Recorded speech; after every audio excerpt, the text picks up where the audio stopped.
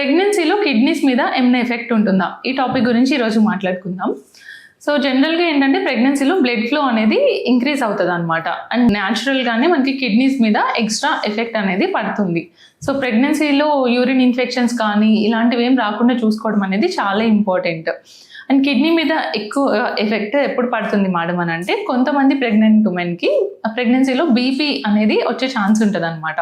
So ఇది సివియర్గా ఉన్నప్పుడే మనం దాన్ని ప్రియక్లాంప్షియా అని అంటాం. సో ఈ కండిషన్ ఉన్న ఉమెన్కి ఏంటంటే ప్రెగ్నెన్సీలో కిడ్నీ మీద ఎఫెక్ట్ అనేది పడే ఛాన్స్ ఉంటుంది అనమాట.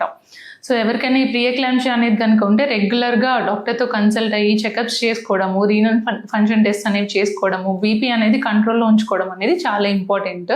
అండ్ ఎవరికైనా ప్రీవియస్గా కిడ్నీ డిసీజ్ ఏదైనా ఉన్నా కూడా ప్రెగ్నెన్సీ స్టార్టింగ్ నుంచి చాలా కేర్ఫుల్గా అనేది ఉండాలన్నమాట.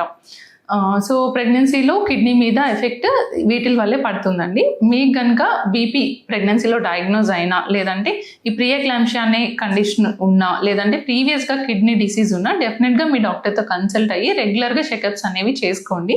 అప్పుడు దీని నుంచి వచ్చే సివియర్ కాంప్లికేషన్స్ అంటే కిడ్నీ ఫెయిల్యూర్లోకి వెళ్ళడం కానీ, షాక్లోకి వెళ్ళడము, కొన్ని కేసెస్లో దీనివల్ల బేబీకి కూడా రిస్క్ ఉంటుందన్నమాట. సో ఈ కాంప్లికేషన్స్ అన్ని మీరు రెగ్యులర్గా చెకప్స్ చేసుకుని కంట్రోల్లో ఉంచుకుంటే అవాయిడ్ చేయొచ్చు. Hope this video is helpful to you, Andy. Thank you.